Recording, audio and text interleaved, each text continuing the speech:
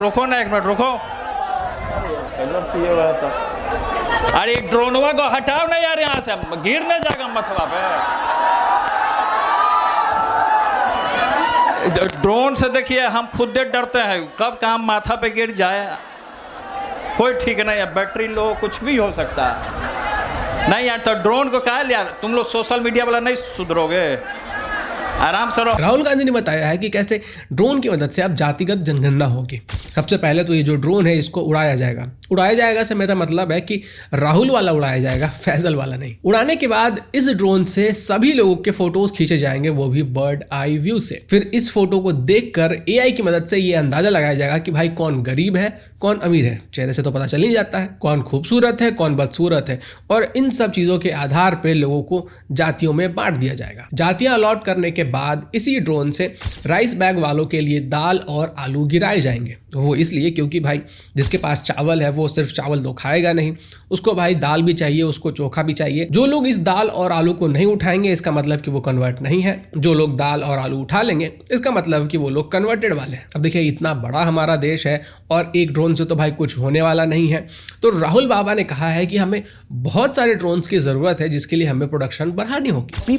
People think that you can make in India. You can have an Adani Defense or somebody else make in India and you'll get this. You won't. All Adani Defense does, or all our defense guys do, is actually assemble. This emerges from a production network.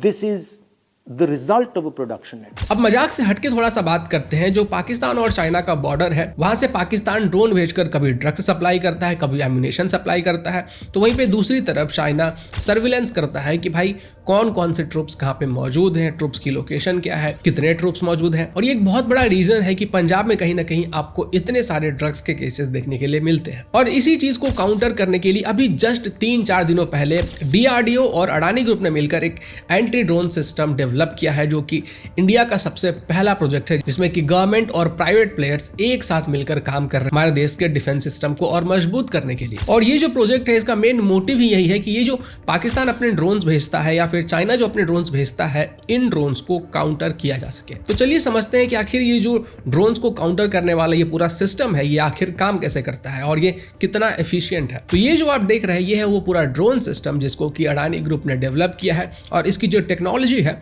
वो दिया है DRDO ने। ये जो anti drone system है ये 3 तरीके से काम करता है। जो सबसे पहला मेथड है वो है सिग्नल को जैम करके। किसी भी ड्रोन को कंट्रोल करने के लिए वायरलेस सिग्नल के थ्रू उसे डेटा भेजा जाता है और इसी के बेसिस पे उसे कंट्रोल किया जाता है। अगर ये सिग्नल हम किसी तरीके से बंद कर दे तो ड्रोन कंट्रोल नहीं हो पाएगा और या तो वो लैंड हो जाएगा या फिर वो वापस चला जाएगा। वापस इसलिए लौट जाएगा क्योंकि इन ड्रोन्स में सेफ्टी मैकेनिज्म होता है कि अगर उनको ठीक से सिग्नल ना मिल रहा है तो वो वापस जहां से आए थे वहीं पे चले जाते हैं। तो इस ड्रोन के सिग्नल को जाम करने के लिए हमारा जो एंटी ड्रोन सिस्टम है वो सबसे पहले जब ड्रोन 10 किलोमीटर दूर के आसपास में होगा उसी समय उसको स्पॉट कर लेगा और फिर उस ड्रोन के ऊपर बार बार सिग्नल के नॉइस का बम्बार्डिंग करके यानी कि बौछार करके उसके सिग्नल को जैम कर देगा। आप इसको ऐसे सोच कर देखिए कि जब आप किसी पार्टी में जाते हैं जहाँ पे डीजे पार्टी हो रही है, जहाँ पे बहुत लाउड म्यूजिक बज रहा होता है, वहां पे अगर आपको किसी का कॉल आता है तो आप ठीक से बात नहीं कर पाते हैं क्योंकि जो म्यूजिक होता है वो बहुत लाउड होता है और इसके कारण आपका जो ब्रेन है वो फोन से आ रही आवाज और म्यूजिक का जो आवाज है उसमें डिफ्रेंशिएट नहीं कर पाता है, कंफ्यूज हो जाता है, तो ठीक से हमें पता नहीं चलता है। और ठीक उसी तरीके से ये जैमर्स भी काम करते हैं, नॉइस सिग्नल बार बार भेजते हैं जिसके कारण ये जो कंट्रोलर होता है वो डिफ्रेंशिएट ही नहीं कर पाता है कि कौन से वाले सिग्नल के ऊपर रिएक्ट करना है किसके ऊपर रिएक्ट नहीं करना है। और जैसे ही सिग्नल जैम हो जाता है तो इस ड्रोन को या तो लैंडिंग करना पड़ता है या फिर ये जहां से आया है वहां इसे वापस जाना पड़ता है। जो दूसरा पॉइंट है वो है हाई लेजर सिस्टम का इस्तेमाल करके। अब ये जो मैं पॉइंट आपको बताने वाला हूं इसके बारे में कंफर्म डेटा अवेलेबल नहीं है क्योंकि ये हमारे डिफेंस का मामला है, तो इसके बारे में जो बाकी स्पेसिफिकेशंस होते हैं वो जल्दी अवेलेबल नहीं होते हैं। तो जहां तक मैं पढ़ पाया, चीजें फाइंड कर पाया, मुझे ये पता चला है कि जब इसकी टेस्टिंग की जा रही थी उस समय पे ये जो लेजर है वो 0.4 किलोमीटर से लेके 1.4 किलोमीटर तक के रेंज में आने वाले जो चीजें थी उसमें छेद कर पा रहा था। वो डायलॉग तो आपने सुना ही होगा कि हम तुम्हारे में इतने छेद करेंगे कि कंफ्यूज हो जाओगे कि सांस कहां से लें और पादे कहां से। VMCDS का हाई एनर्जी लेजर एक 3 किलोवाट पावर वाला लेजर है और ये लेजर बहुत ही फोकस्ड बीम बनाता है जो कि 900 वॉट पर सेंटीमीटर स्क्वायर तक एनर्जी टारगेट पे पहुंचा सकता है। अब ये जो इस लेजर के पास इतनी ज्यादा ताकत है इससे क्या हो सकता है? ड्रोन के जो फैंस हैं उनको पिघला सकता है, ड्रोन के जो बाकी के पार्ट्स हैं उनको पिघला सकता है। कार्बन फाइबर जो कि 2 से 3 जूल पर सेंटीमीटर स्क्वायर के हिट को बर्दाश्त कर सकते हैं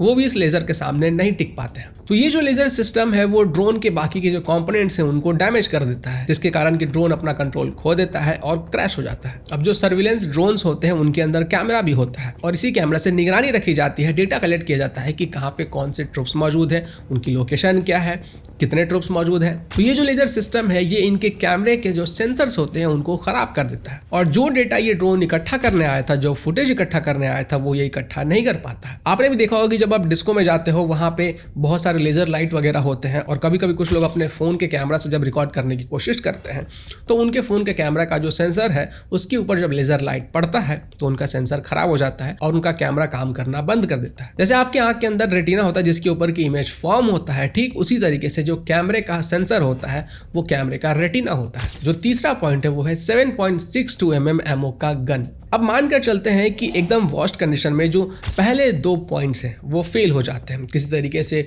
जो एंटी ड्रोन सिस्टम है वो लेजर से शूट नहीं कर पाता है, वो जैमर से ड्रोन्स को जैम नहीं कर पाता है और जो ड्रोन है वो बहुत ज्यादा नजदीक आ जाता है। इस केस में ये जो एंटी ड्रोन सिस्टम है ये अपने 7.62 mm बुलेट वाले गन से फायरिंग करके उस ड्रोन को गिरा सकता है ताकि ये जो अपना पूरा एंटी ड्रोन सिस्टम है वो सेफ रह सके। तो कुछ इस तरीके से ये जो पूरा एंटी ड्रोन सिस्टम है ये काम करता है।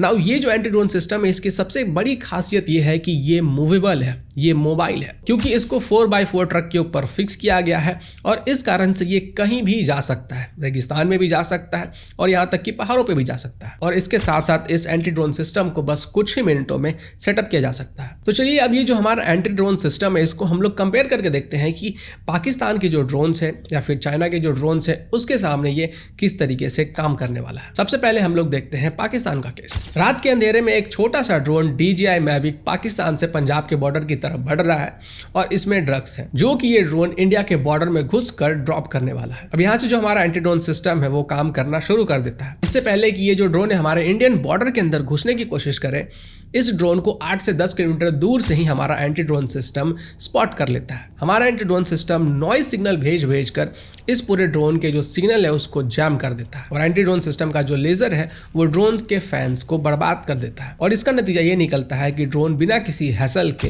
गिरा दिया जाता है। अब पाकिस्तान के पास भी ऐसे एंटी ड्रोन सिस्टम्स मौजूद हैं, लेकिन वो चाइनीज HQ-9 मिसाइल्स हैं जो कि बहुत महंगे और बहुत स्लो होते हैं। जब तक इनके एंटी ड्रोन सिस्टम एक ड्रोन को मारकर गिराएंगे तब तक हमारा जो एंटी ड्रोन सिस्टम है वो 9 से 10 ड्रोन्स को गिरा चुका होगा। आम कितना भी बड़ा हो जाए वो रहता डाली के नीचे ही है। आप सोच रहे हो ऐसा तो कोई कहावत है नहीं, तो जो आप सोच रहे हो मैं वही बोल रहा हूँ। अब हम दूसरा केस देखते हैं चाइना का। आपको पता है कि चाइना बहुत ज्यादा स्मार्ट है, तो चाइना के जो ड्रोन्स हैं वो भी बहुत ज्यादा स्मार्ट है। विंग लूंग 2 जैसे आर्म्ड ड्रोन्स जो कि 1500 किलोमीटर दूर तक जा सकते हैं, मिसाइल से हमला कर सकते हैं। स्वार्म ड्रोन्स जो कि 50 से भी ज्यादा ड्रोन्स एक साथ मिलकर हमला करते हैं ताकि जो हमारे डिफेंस सिस्टम्स हैं वो कंफ्यूज हो जाए। अब लद्दाख का सिचुएशन आप इमेजिन कीजिए। चाइना का विंग लूंग 2 ड्रोन यहाँ पे उड़ रहा है और सर्विलेंस कर रहा है, लेकिन यहाँ पे जो हमारा एंटी ड्रोन सिस्टम है वो भी सेटअप किया हुआ है। अब जैसे ही ये ड्रोन हमारे एंटी ड्रोन सिस्टम के 10 किलोमीटर के रेंज में आता है तो हमारा एंटी ड्रोन सिस्टम उसको तुरंत स्पॉट कर लेता है। हमारा एंटी ड्रोन सिस्टम रडार का इस्तेमाल करके इसका जो पाथ है उसको ट्रैक करता है। एंटी ड्रोन सिस्टम का जो लेजर है वो इसके कैमरे के सेंसर को खराब कर देता है और अब ये जो ड्रोन है वो कुछ भी नहीं देख पा रहा है, इसे